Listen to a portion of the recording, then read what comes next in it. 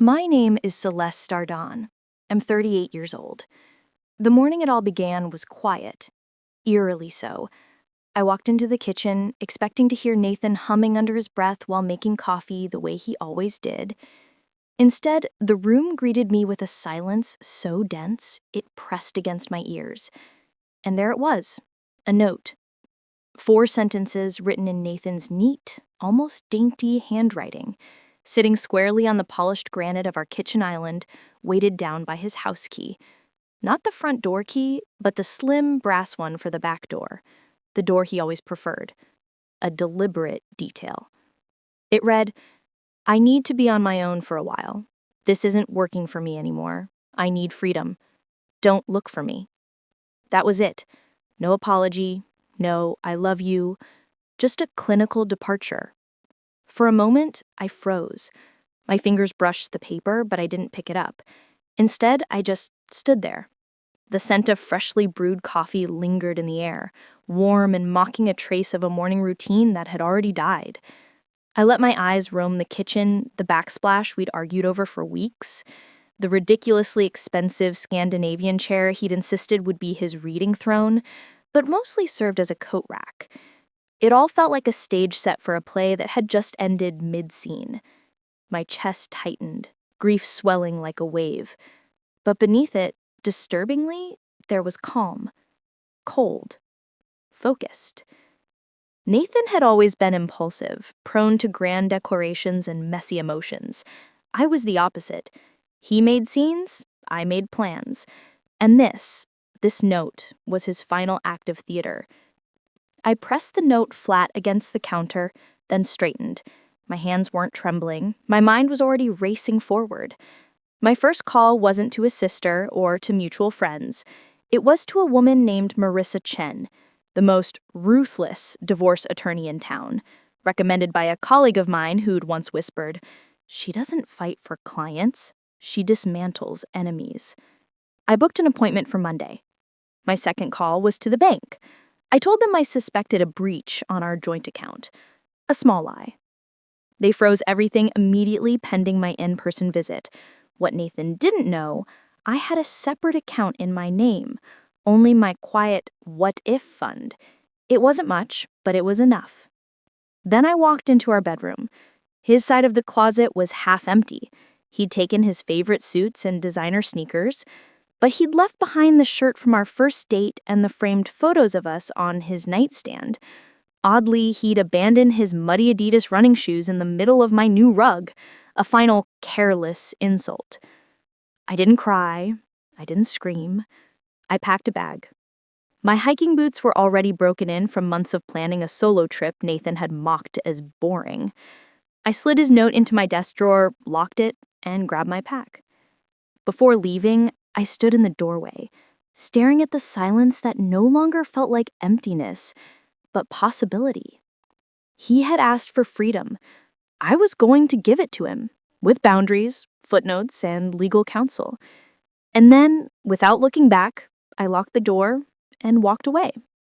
The mountain air had been sharp and cleansing.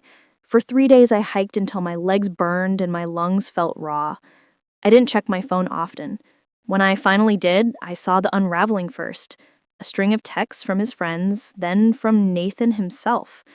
"Are you seriously ignoring me? Why isn't my card working? Celeste, this isn't funny. Call me." I didn't reply. I just slid the phone back into my pocket and walked further into the silence of the forest. Each unread message felt less like a tether and more like a rope fraying apart. By Monday morning, I felt clearer than I had in years.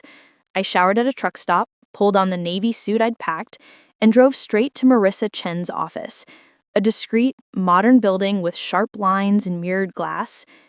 And there he was, Nathan. He sat hunched on the low brick wall that edged the parking lot, his head in his hands. The last time I'd seen him through his Instagram stories, he was smirking over cocktails captioned, "Finally free." That man was gone. This one was rumpled, pale, his eyes swollen and red. His tie hung loose around his neck like even it had given up on him. When he spotted my car, he sprang to his feet. "Celeste, I stepped out, heels clicking against the pavement, keeping my face neutral. "What the hell is going on?" he demanded. "My card was declined at the hotel. Do you have any idea how humiliating that was? And the savings account, it's frozen. The bank said you reported a breach." His voice cracked, desperation bleeding through the anger. I adjusted my jacket. "That's correct. There was a breach. You breached our marriage. I simply made sure our finances wouldn't follow." His expression hardened. "That's not funny, Celeste. This is our money. I needed that. I had plans." "I'm sure you did," I said softly, walking toward the office door. He caught up, grabbing my arm. "Okay, look, maybe I should have told you. Maybe I should have handled it differently. But I was suffocating. I needed space, a break. That's all this was. I didn't leave you. I just needed time to clear my head." I stopped, turned, slowly looked down at the hand gripping my sleeve, until his fingers loosened. Then I met his eyes.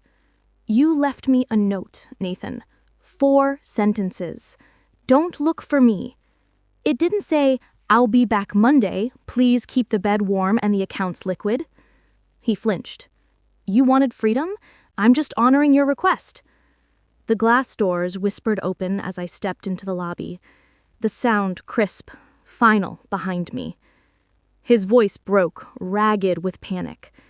"Celeste, we can fix this. You can't just walk away." I didn't look back. The door closed, sealing his pleas outside.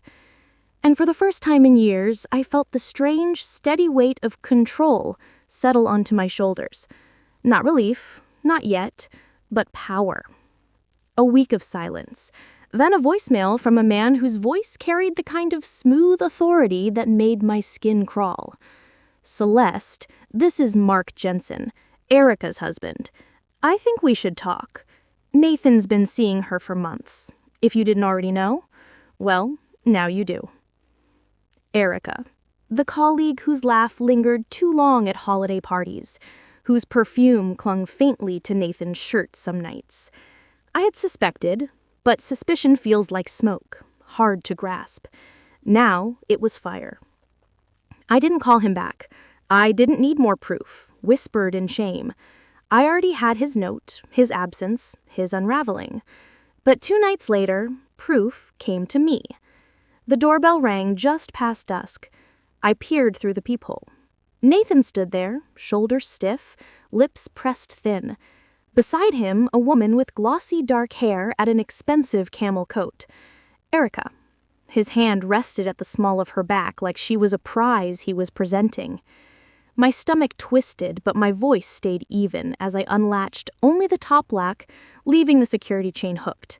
I opened the door a few inches. "Yes?" Nathan's attempt at charm curdled into irritation. "Celeste, enough of this. Let me in. We're here for my things." I studied them both. "Your things will be handled through our attorneys.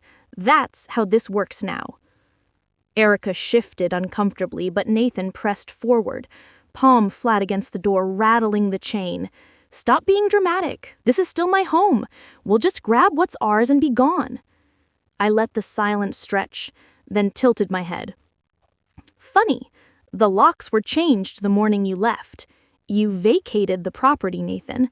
You have no right to be here." His jaw tightened, voice dropping into that low, dangerous register he used whenever he wanted me to feel small. "You're going to regret this, Celeste. Don't make me make things difficult for you." The words hung heavy between us. A threat. Clumsy. Predictable. I leaned just close enough so he could see the steadiness in my eyes. Is that advice or a threat? Either way, it's recorded. I tapped the phone in my hand. His expression faltered. Behind him, Erica tugged lightly at his sleeve, whispering something sharp I couldn't hear.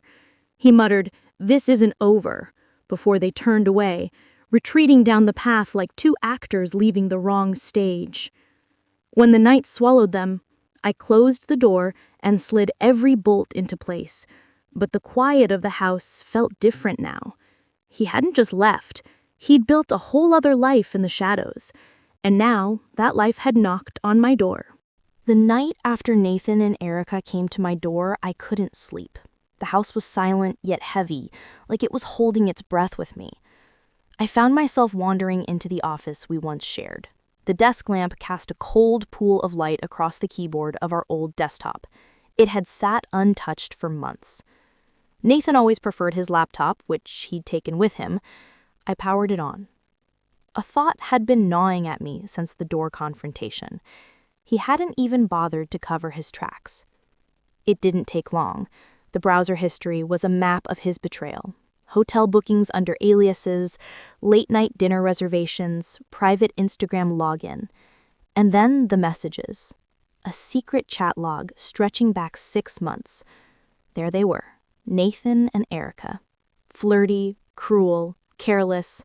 They joked about my predictability, about how I never questioned his work dinners, about the boring life he couldn't wait to escape. My throat tightened as I scrolled. The morning he left, she'd sent him, "Note is on the counter. Freedom awaits. See you at the hotel in an hour. E." The words blurred. For a moment, I was back at the kitchen island, staring at his neat handwriting, the key pressed against the note like punctuation. I swallowed hard. My chest hurt, not from love lost, but from humiliation calcifying into something sharper. I began methodically taking screenshots. Each page, each message, each receipt. My fingers moved with a calm precision that startled me.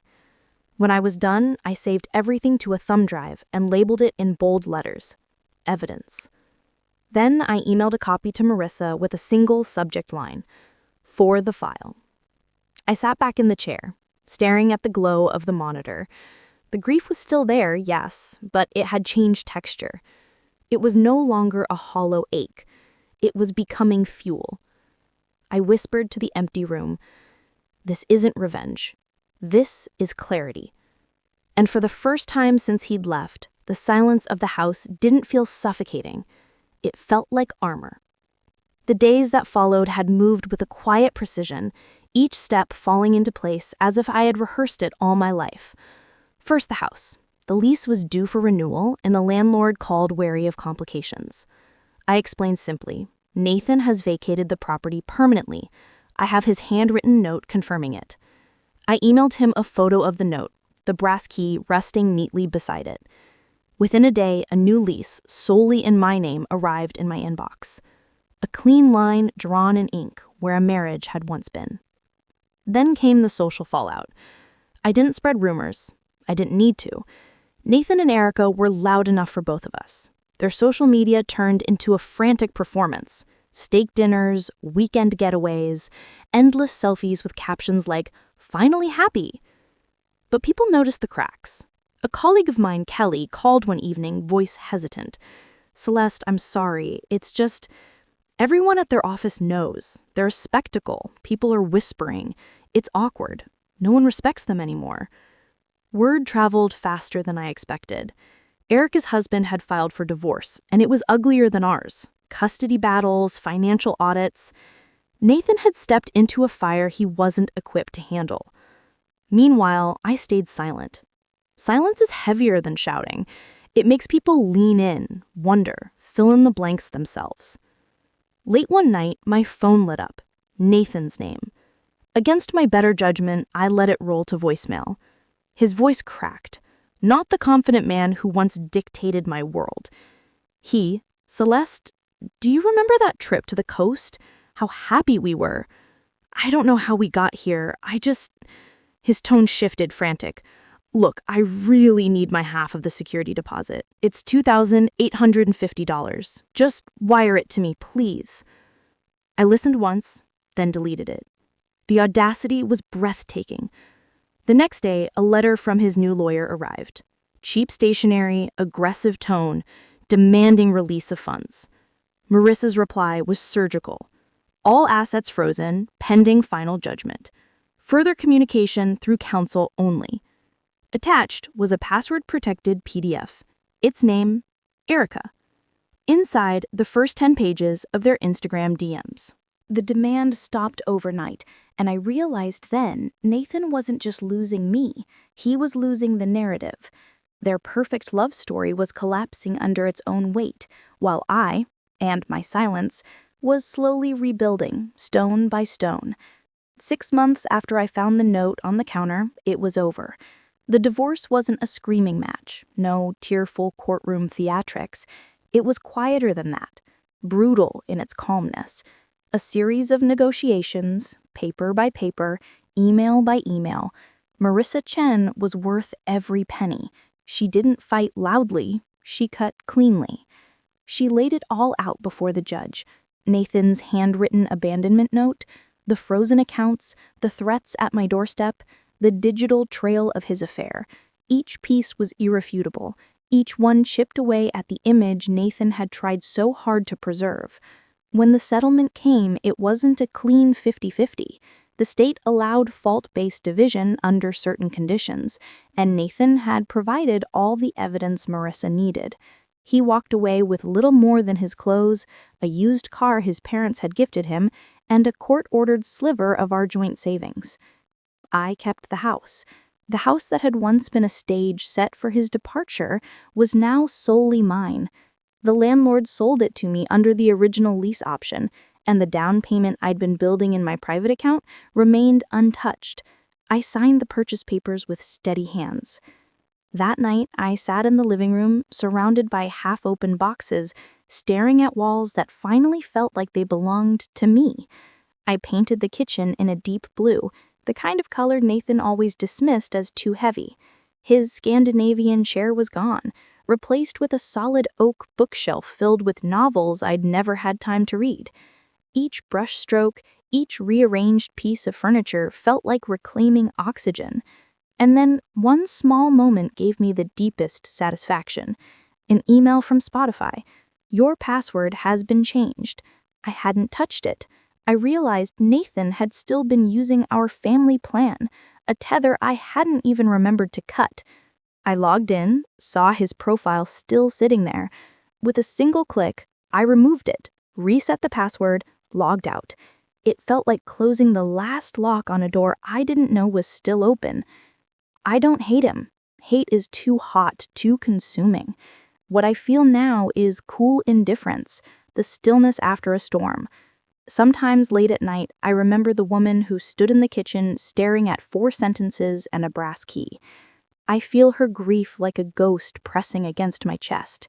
But I also know that moment birthed something else: clarity, resolve, and a quiet strength that no one can take from me again. Nathan and Erica will likely spend years pointing fingers, convincing themselves I was the villain who refused to wait patiently in the wings. They will never understand. I didn't ruin them. I simply stepped aside and let the consequences of their choices catch up. Justice served itself.